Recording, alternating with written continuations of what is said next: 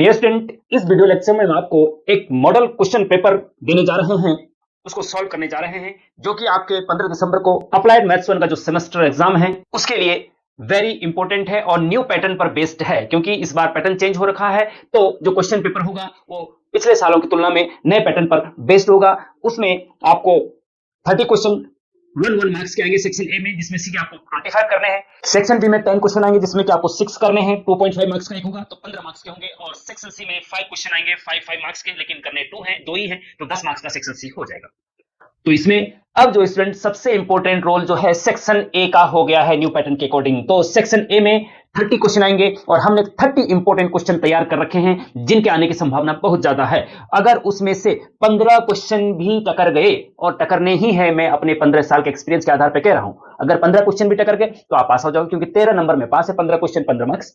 तो इस model question paper का स्टूडेंट हम 15 क्वेश्चन ऑलरेडी अपलोड कर चुके हैं पार्ट 1 में, और ये पार्ट 2 है। इसमें क्वेश्चन नंबर 16 से 30 तक हम करेंगे। उसके बाद सेक्शन सी समय बचेगा तो सेक्शन सी के 10 क्वेश्चन और सेक्शन बी के 10 क्वेश्चन और सेक्शन सी के 5 क्वेश्चन भी करेंगे। और यदि समय नहीं बचा तो सेक्शन बी के क्वेश्चन भी हम यहाँ पे डिस्प्ले कर देंगे और सेक्शन सी के भी डिस्प्ले कर देंगे, उनको आप कर लेना। ये हम कई बार, ये वाले क्वेश्चन सेक्शन बी और सी के जो क्वेश्चन है वो कई बार हम पिछले वीडियो में कर चुके हैं। जो लिंक मिलेगा मैं लिंक दे दूंगा डिस्क्रिप्शन में, अदरवाइज आप सर्च करके इन क्वेश्चन को जरूर सॉल्व कर लेना, सेक्शन बी और सी भी। नेता टाइप आधा काम मत करो, सब्सक्राइब के साथ साथ बेल आइकॉन भी दबाओ। तो चलिए सेक्शन ए का क्वेश्चन नंबर 16 शुरू करते हैं। तो स्टूडेंट, इस क्वेश्चन में आपको सर्किल का सेंटर दे रखा है। Find the equation of circle who centre is 2,3।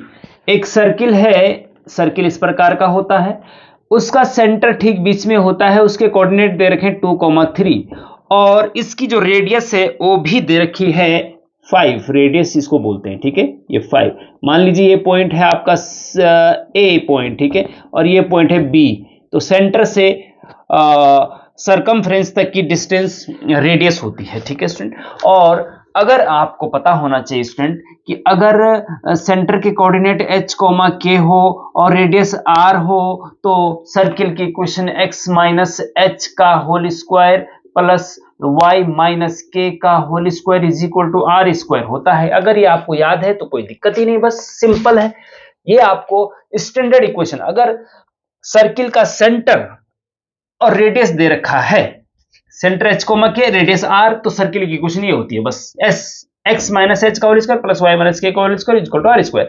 h और k सेंटर के कोऑर्डिनेट है, r रेडियस है, और x और y तो फिक्स रहते ही हैं। तो सिंपल सी बात है कि यहाँ पे x माइनस h की जगह यहाँ पे 2 रख देंगे तो x माइनस 2 का square plus y minus k की जगह 3 रख देंगे तो 3 का square is equal to r की जगह 5 रख देंगे तो 5 का स्क्वायर। यही आपका आंसर हो जाएगा। इतना ही, क्योंकि 1 मार्क्स का है, इसको आगे सॉल्व करने की जरूरत भी नहीं, यहाँ पे छोड़ दीजिए। 5 का स्क्वायर 25 लिख सकते हैं, अदरवाइज नहीं भी लिखना चाहो तो आपको फुल मार्क्स मिलेंगे, ठीक है student. Question number 7 student, very important. Find the equation of straight line which passes through the origin and makes an angle 60 degree with x axis. हाँ, देखिए ये x एक्सिस है, ये y एक्सिस है, एक लाइन है जो ओरिजिन, देखो x और y के इंटरसेक्शन पॉइंट को ओरिजिन बोलते हैं, मूल बिंदु बोलते हैं, इसको o से डिनोट करते हैं, ठीक है। इससे होकर एक लाइन जा रही है जो x एक्सिस के साथ 60 डिग्री का एंगल बनाती है। हाँ, मान लीजिए ये वाली लाइन है जी, हाँ, कौन सी लाइन है? ये वाली लाइन है, ठीक है, सीधी नहीं बनी है, थोड़ा सा सीधी लाइन, मतलब सीधी। हाँ, तो ये लाइन है, कोई L लाइन है मान लीजिए, और ये जो है x एक्सिस के साथ, x एक्सिस की पॉजिटिव डायरेक्शन के साथ 60 डिग्री का एंगल बना रही है, ठीक है। और ओरिजिन से पास, और ओरिजिन से होकर जा रही है। ओरिजिन के कोऑर्डिनेट क्या होते हैं? 0,0 होते हैं जी। तो इस लाइन पर एक पॉइंट है 0,0, ठीक है। तो ओरिजिन से होकर जा रही है, मतलब x1 और y1 जो है 0,0 है, x1 0 y1 0, और 60 डिग्री का एंगल बना रही है। तो लाइन की इक्वेशन बतानी है। तो स्टूडेंट, आपको पता होना चाहिए कि किसी भी स्ट्रेट लाइन की इक्वेशन के लिए 2 चीज की जरूरत पड़ती है। नंबर 1, एक तो लाइन पे कोई पॉइंट होना चाहिए, नंबर 2 उसका लाइन का स्लोप पता होना चाहिए, बस। तो पॉइंट तो भैया यहां पे, क्योंकि ओरिजिन से होकर जा रही है तो इसलिए x1, y1 is equal to है 0,0, ठीक है। x1 की जगह 0, y1 की जगह 0। एंड स्लोप, स्लोप मतलब m से डिनोट करते हैं। हाँ, m इज इक्वल टू होता है टेन थीटा। हाँ, m इज इक्वल टू होता है टेन थीटा, और थीटा की जगह यहाँ पे 60 डिग्री रख देंगे। एक्स एक्सिस की पॉजिटिव डायरेक्शन के साथ जो एंगल बन रहा है वो 60 डिग्री है, और स्लोप होता है टेन 60 डिग्री। अगर थीटा है तो टेन थीटा, स्लोप होता है टेन थीटा, और थीटा की जगह 60 है तो स्लोप हो जाएगा टेन 60। ठीक है, और टेन 60 का मतलब यह हुआ कि m इज इक्वल टू हो जाएगा √3। टेन 60 की वैल्यू √3 होती है, तो स्लोप भी निकल गया भैया, पॉइंट भी पता चल गया। ठीक है, अब ये जब दोनों चीजें पता होती है तो therefore equation of straight line is y minus y1 is equal to m into x minus x1। ये होती है स्ट्रेट लाइन की इक्वेशन। ये आपको याद होनी चाहिए भैया, बिना याद किए ये कुछ नहीं हो सकता आपका, फिर भगवान भी आपका कुछ नहीं कर सकता अगर आपको ये याद नहीं है तो। y minus y1 is equal to m into x minus x1, जहां x1 y1 पॉइंट है किसी लाइन के और m उसका स्लोप है, और ये दोनों हमें पता चल चुके हैं। y माइनस y1 है आपका 0 इज इक्वल टू m है आपका √3, और x माइनस x1 है आपका 0। ठीक है जी, और ये हो जाएगा हीरो, ये y माइनस 0 y, और ये √3 इंटू एक्स। आंसर खत्म बात। ठीक है, सिंपल, 0 से हीरो बन जाएंगे आप अगर आपने ये क्वेश्चन कर दिया तो। क्वेश्चन नंबर 18 देखिए student, if fx is equal to this then f minus 2 is dash dash dash. Option बता रखे हैं, उनमें से आपको आंसर देना है। ठीक है स्टूडेंट, तो जब fx इज इक्वल टू ये है therefore f minus 2 is equal to क्या होगा ये निकालना है, और जो ऑप्शन में होगा वो जो आंसर आएगा वो ऑप्शन में चार में से कोई एक होगा, है ना। तो fx इज इक्वल टू जब ये है, वेरी इंपॉर्टेंट है क्वेश्चन, ध्यान रखना, ये कई बार पूछा, पिछले ओल्ड सिलेबस में भी ये कई बार पूछा गया है और इस बार भी पूछने की 100% संभावना है। fx is equal to this, तो f minus 2 is equal to what. तो x की जगह जब लेफ्ट साइड में x की जगह -2 रखा है तो राइट साइड में भी x की जगह -2 रख दीजिए, बस हो गया काम, है ना।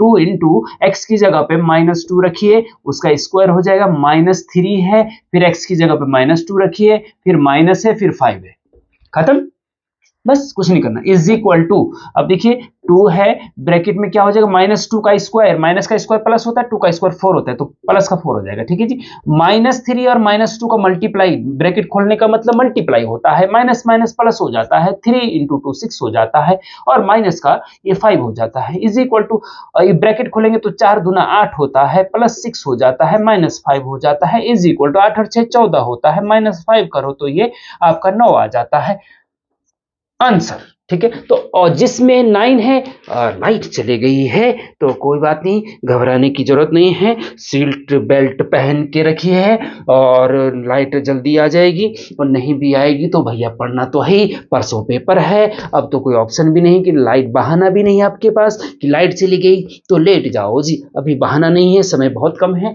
फोकस रखिए और इन 24-40 घंटों में इतनी मेहनत कर दीजिए कि आपका मैथ्स बिल्कुल पास हो जाए। नहीं तो भैया मैथ्स में जब बैक आती है तो पूरी जिंदगी भर बहुत परेशान रहते हैं, 3 साल तक डिप्लोमा भी हो जाता है लेकिन मैथ्स की बैक क्लियर नहीं होती है, तो इसलिए ध्यान रखें।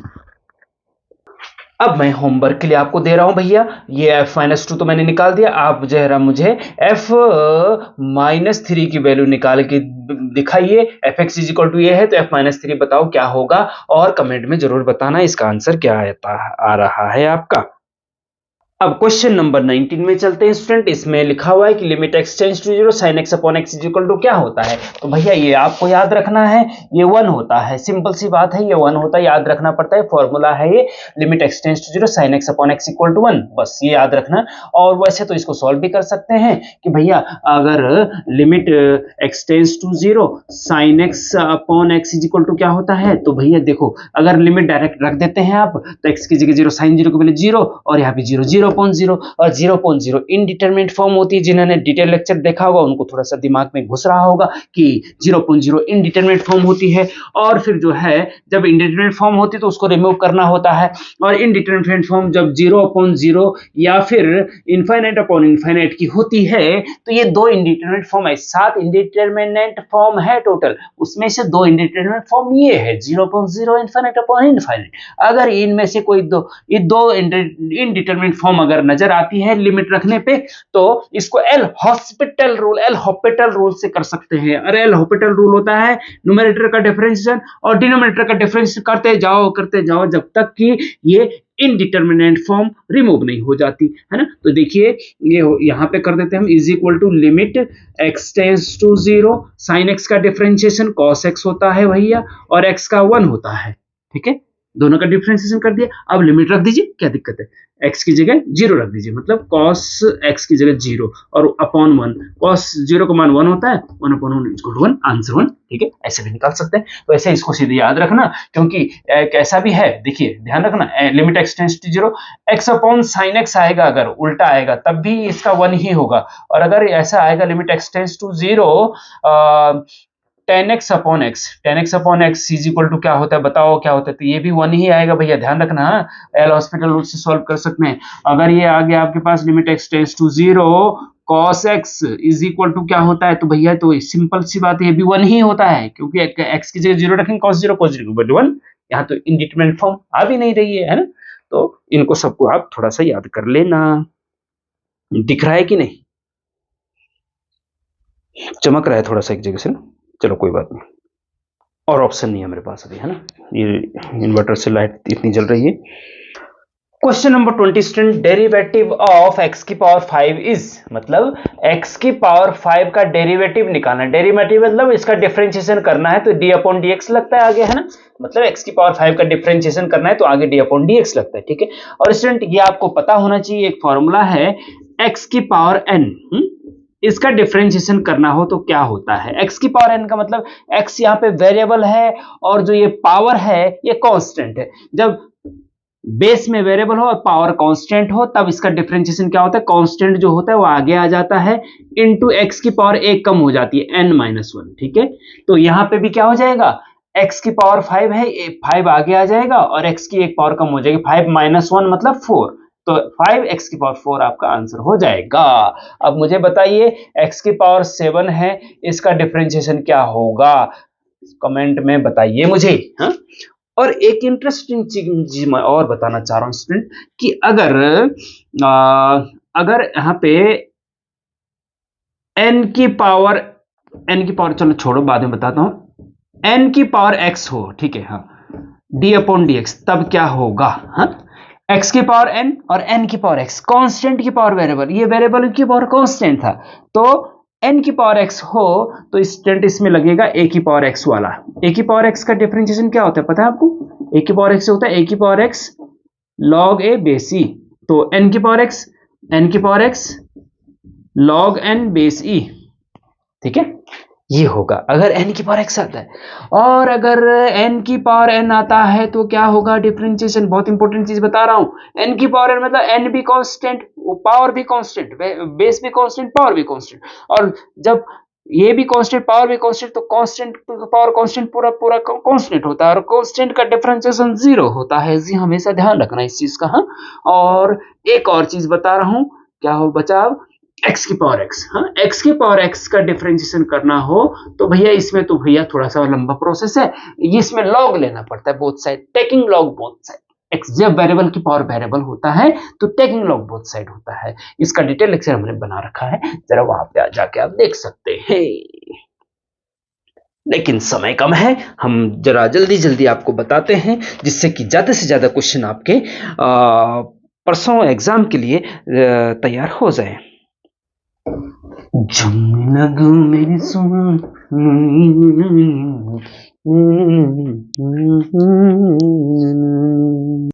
तो next question student, question number 21, slope of tangent to the curve, आपके पास कर्व दे रखा है y is equal to, given है, हाँ, given curve is y is equal to 3x cube, हाँ, और पॉइंट दे रखा है 1,2, हाँ, तो कर्व के कोई कर्व है y is equal to 3x square 3x cube, हाँ, मान लीजिए ये कोई कर्व है ये वाला, ठीक है जी, ये y is equal to 3x cube का कर्व है, ठीक है, चित्र है, ठीक है, ग्राफ है, इस पर कोई एक पॉइंट मान लीजिए ये है P पॉइंट, इसके कोऑर्डिनेट हैं 1,2, और इस पॉइंट को टच करती हुई जो लाइन होती है उसको बोलते हैं इस कर्व का टेंजेंट, ये है जी टेंजेंट, टेंजेंट क्या है? एक लाइन होती है।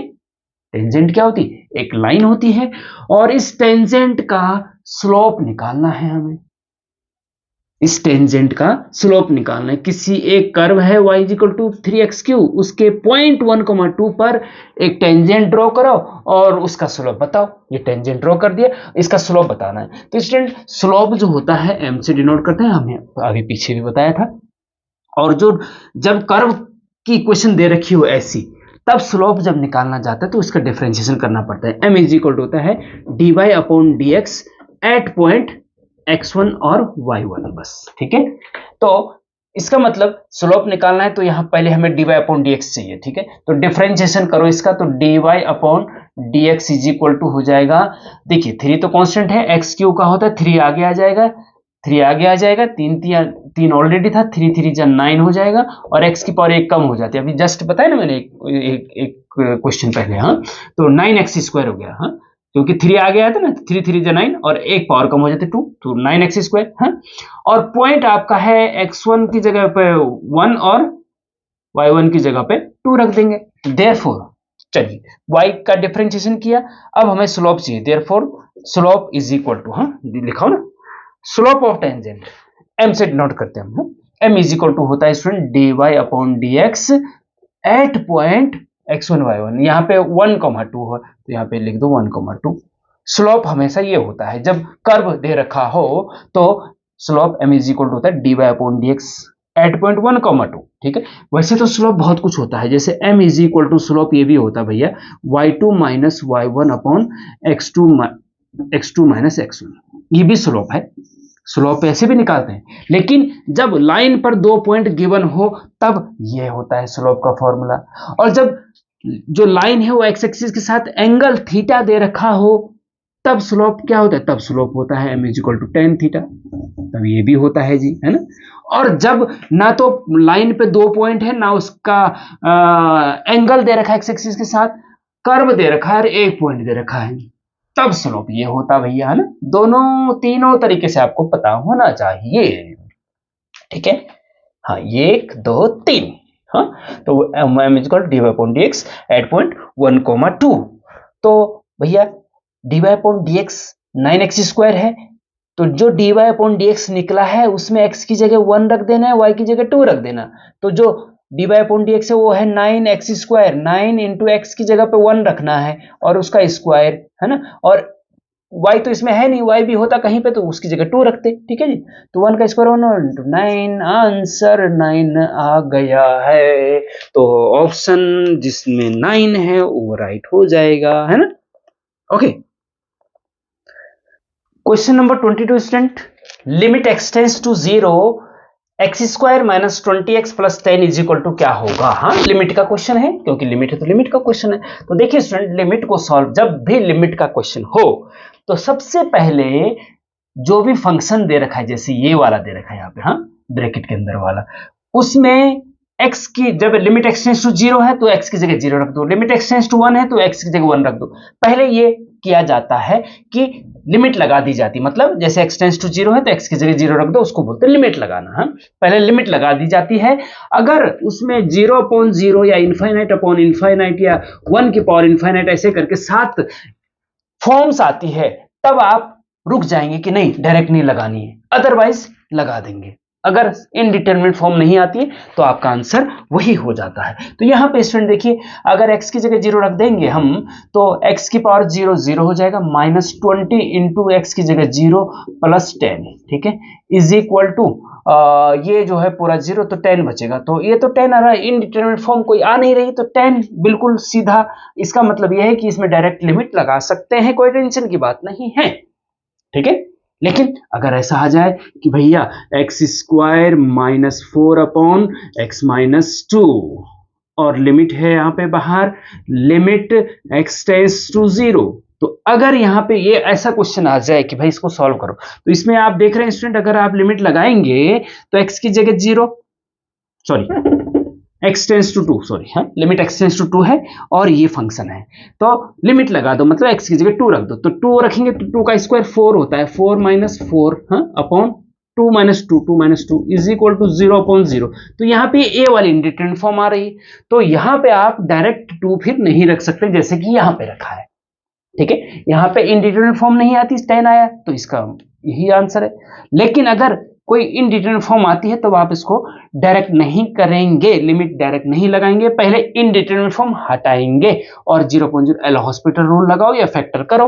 ये हम कई बार बता चुके हैं। आगे सेक्शन बी में ये इस टाइप का क्वेश्चन, सेक्शन बी और सी में इस टाइप का क्वेश्चन आएगा, वहां पे हम बताएंगे, ठीक है। यूपी बिहार लूटना, यूपी बिहार लूटना मैं तो क्वेश्चन नंबर 23 देखिए student, if y is equal to a into x square then so that x dy upon dx is equal to 2y। हाँ, तो हमारे पास गिवन ये है y is equal to a x square, proof ये करना है आगे, है ना। तो इसका मतलब जो प्रूफ करना है उसमें dy अपॉन dx है, इसका मतलब ये हुआ कि हमें डिफरेंशिएशन करना पड़ेगा विद रिस्पेक्ट टू x। इसका differentiation with respect to x करो, y का differentiation with respect to x होता है dy अपॉन dx, ठीक है। और a आपका कांस्टेंट है, एक्स स्क्वायर का डिफरेंशिएशन 2x होता है, इसकी पावर 1 कम हो जाए मतलब 1 हो जाए, इसको लिखने की जरूरत नहीं, ठीक है। ओके, अब हमारे पास जो आया है वो ये आया है भैया, लेकिन क्या है कि जो हमें प्रूफ करना है उसमें dy अपॉन dx के साथ x होना चाहिए। तो ऐसा करो कि बोथ साइड x का मल्टीप्लाई कर दो, तो x into dy upon dx, क्योंकि जो प्रूफ करना है उसमें x dy अपॉन dx के साथ x है ना, तो हमने बोथ साइड मल्टीप्लाई कर दिया x का, इज इक्वल टू 2 रखो आगे और a रखो यहाँ पे, और x के साथ एक मल्टीप्लाई कर देंगे x का, तो x स्क्वायर हो जाएगा। देखो 2 आगे रखा, a इधर रखा, और x एक मल्टी, दोनों साइड x का मल्टीप्लाई करना तो x स्क्वायर हो गया, ठीक है। ओके, अब देखिए x dy upon dx is equal to 2ax square. देखिए इक्वेशन 1 से बाई 1, इसको इक्वेशन 1 बाई 1, इक्वेशन 1 से एक्स स्क्वायर की जगह y रख सकते हैं, एक्स स्क्वायर की जगह y रख सकते हैं, y रख दिया। तो यही आपको प्रूव करना था भाई, प्रूव्ड। वेरी इंपॉर्टेंट क्वेश्चन है ये। तो स्टूडेंट क्वेश्चन नंबर 24 जो अभी मैं पहले बता रहा था वही है, क्वेश्चन नंबर 24 है, limit x tends to x square minus 4 upon x minus 2। अब इसमें डायरेक्ट लिमिट रखते हैं, जैसे कि इससे पहले वाले क्वेश्चन में 22 में रखा था कि अगर x की जगह 2 रख दें तो 2 टू जा 4, तो ये आपका 0.0 की फॉर्म आ रही है, तो 0.0 की फॉर्म आ रही है, तो इसका मतलब आप डायरेक्ट नहीं रख सकते x की जगह 2, ठीक है। तो पहले इंडिटरमिनेट फॉर्म हटानी पड़ेगी, तो उसके लिए 2 मेथड मैं आपको यहां बता रहा हूं, दोनों वेरी इंपॉर्टेंट है, एक एल हॉस्पिटल रूल और एक फैक्टराइजेशन मेथड। हाँ, फैक्टराइजेशन मेथड क्या है भाई, देखिए फैक्टर करो, ऊपर नीचे जितने फैक्टर हो सकते हैं, लिमिट रखो आपका x टेंड्स टू 2 ही रखो, ठीक है, जो है। अब जो है ध्यान रखना इसका कि जो एक्स स्क्वायर माइनस 4 है, इसको मैं थोड़ा रफ पे कर लेता हूं, एक्स स्क्वायर माइनस 4 है ना, इसको लिख सकते हैं एक्स स्क्वायर माइनस 2 का स्क्वायर। हाँ, 4 को 2 का स्क्वायर लिख सकते हैं। ए स्क्वायर माइनस बी स्क्वायर का फॉर्मूला होता है ए प्लस बी और ए माइनस बी, तो एक्स स्क्वायर माइनस 2 स्क्वायर होगा एक्स प्लस 2 और एक्स माइनस 2, है ना। तो इसकी जगह ये लिख सकते हैं, मतलब x का फैक्टर करके ये हो गया x प्लस 2 और x माइनस 2, ठीक है, और ब्रैकेट बंद, नीचे है आपका x माइनस 2, ठीक है। अब x माइनस 2 से x माइनस 2 कट जाएगा भैया, बचेगा क्या, लिमिट x टेंड्स टू 2 बचेगा, और ब्रैकेट में वो नीचे तो कुछ बचा नहीं, ऊपर x प्लस 2 बचा केवल, ठीक है। अब लिमिट लगा दो, लिमिट लगा दो, x की जगह 2 रख दो, मतलब 2 प्लस 2, 2 प्लस 2, x की जगह 2 प्लस 2 इक्वल टू 4, आंसर खत्म बात, ठीक है। ये हो गया आपका फैक्टराइजेशन मेथड। अब मैं दूसरा मेथड भी बता रहा हूं, इसी क्वेश्चन को सेकंड मेथड से एल हॉस्पिटल रूल से कर रहे हैं स्टूडेंट। एल हॉस्पिटल रूल मैं पहले भी बता चुका हूं कि limit x tends to 2, L hospital rule होता है न्यूमरेटर डिनोमिनेटर, अगर, लेकिन ध्यान रखना कि एल हॉस्पिटल रूल लगता है या 0.0 की फॉर्म इंडिटरमिनेट फॉर्म हो या इनफाइनाइट अपॉन इनफाइनाइट, इन दो में लगता है बस। हाँ, तो ये 0.0 की फॉर्म इसमें है, तो आप एल हॉस्पिटल रूल लगा सकते हैं। एल हॉस्पिटल रूल क्या होता है, न्यूमरेटर और डिनोमिनेटर का डिफरेंशिएशन करना, बस। एक्स स्क्वायर का डिफरेंशिएशन 2x होता है, माइनस 4 का डिफरेंशिएशन 0 होता है, क्योंकि 4 कांस्टेंट है। x का डिफरेंशिएशन 1 होता है, माइनस 2 का डिफरेंस 0 कांस्टेंट है ना, is equal to limit x tends to 2 और बचा 2x अपॉन 1, ठीक है, ये 1 इतना बचा। अब लिमिट लगा दो, x की जगह 2 रख दो, तो 2 इंटू x की जगह 2, 2 into 2 4, 4 upon 1 is equal to 4, आपका आंसर हो जाएगा, खत्म। तो यहां पे भी 4 आया, यहां पे भी 4 आया आंसर।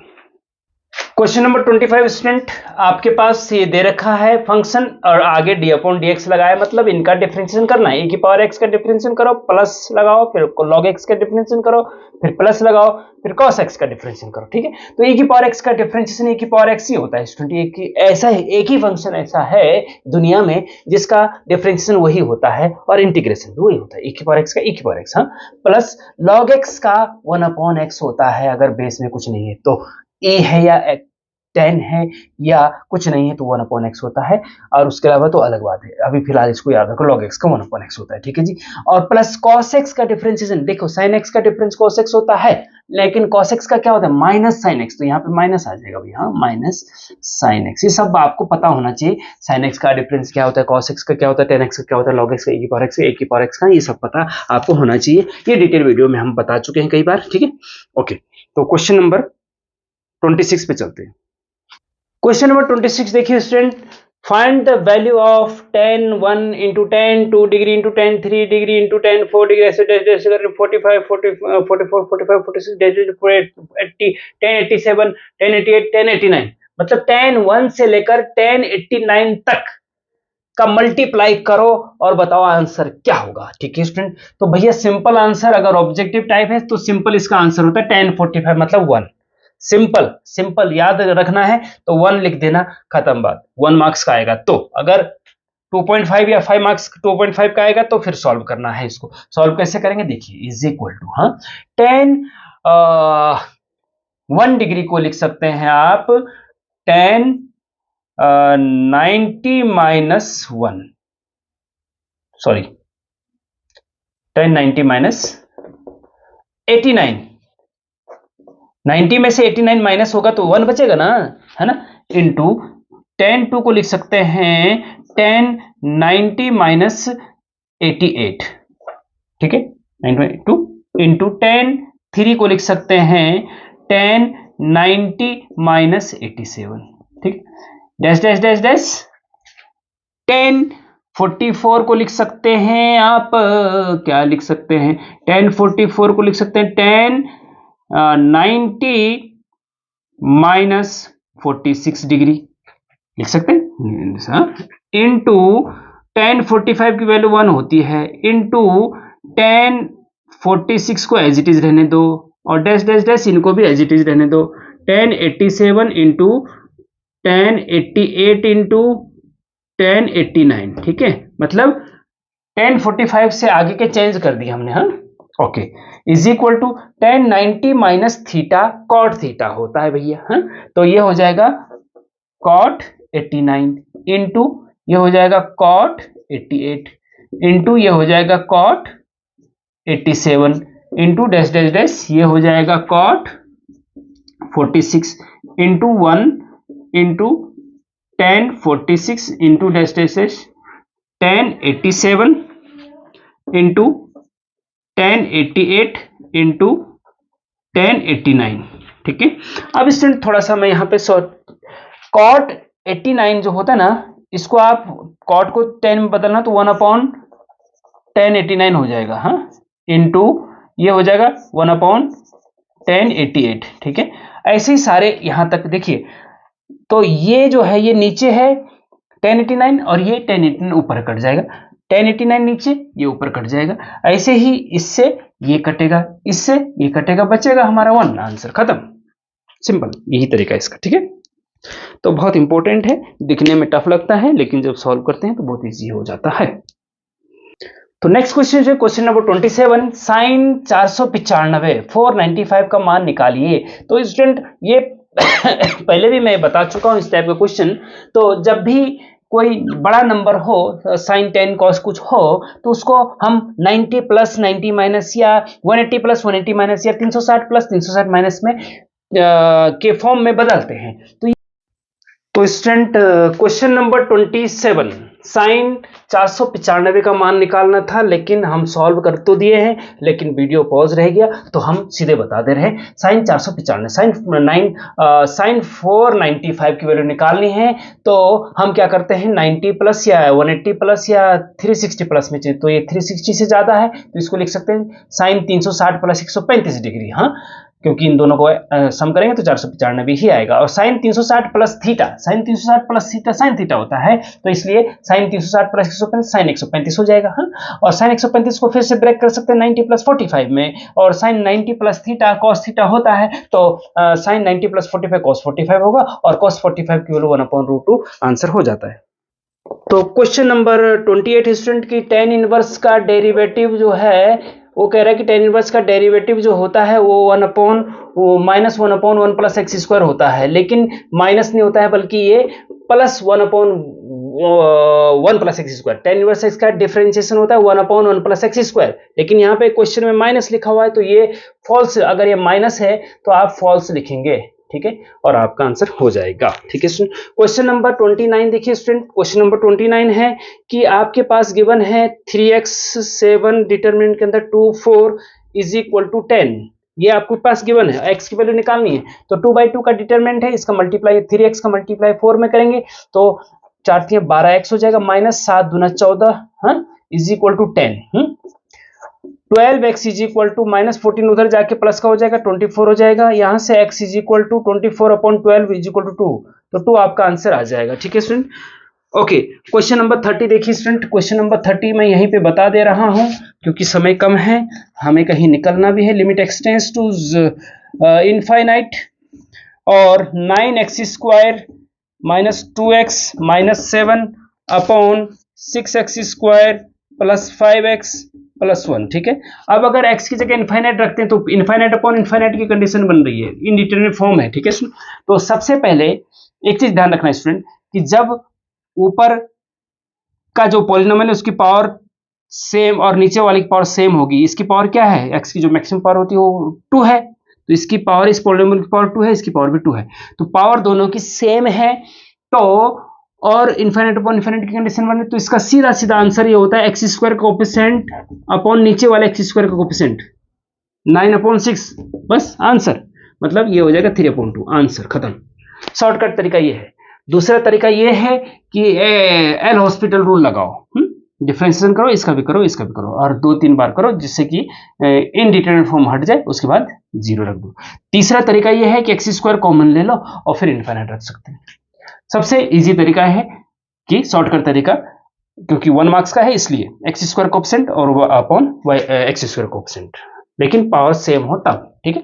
ओके, तो स्टूडेंट इस प्रकार से ये 30 क्वेश्चन आपके न्यू पैटर्न के हिसाब से हमने कंप्लीट कर दिए हैं। इनको अच्छे से रिवीजन फिर से कर लीजिए, और बहुत इंपॉर्टेंट है इसके आसपास के 2-4 क्वेश्चन और भी कर लीजिए, और साथ साथ में आपको, क्योंकि अभी समय नहीं मेरे पास, सेक्शन बी के 10 क्वेश्चन जो सेक्शन बी का भी आपको यहाँ पे डिस्प्ले कर दे रहा हूँ, 10 क्वेश्चन 2.5 मार्क्स के, वेरी इंपॉर्टेंट है। क्वेश्चन नंबर 31 से 40 तक इनकी प्रैक्टिस कर लेना, कहीं पे कोई दिक्कत हो कमेंट में पूछ लेना, अगर हमें समय मिलेगा तो वीडियो बना देंगे, अदरवाइज इससे रिलेटेड वीडियोस हम पोस्ट में डाल देंगे जिससे कि आप उनको सॉल्व कर सको, क्योंकि हमने सॉल्व बहुत कर रखे पहले, पिछले वीडियो लेक्चर में बहुत सॉल्व कर रखे हैं, जैसे साइन एक्स का डिफरेंट फर्स्ट प्रिंसिपल से कई, हाँ, तो लेकिन वेरी इंपॉर्टेंट है, करना जरूर इनको, ठीक है। ऐसे ही सेक्शन सी है 41 से 45, 5 क्वेश्चन 2 करने हैं, वेरी इंपॉर्टेंट, ये डिस्प्ले यहाँ पे है, इससे आप देख लीजिए, इन क्वेश्चन को भी करना है क्योंकि इनमें से आने की संभावना बहुत ज्यादा है स्टूडेंट।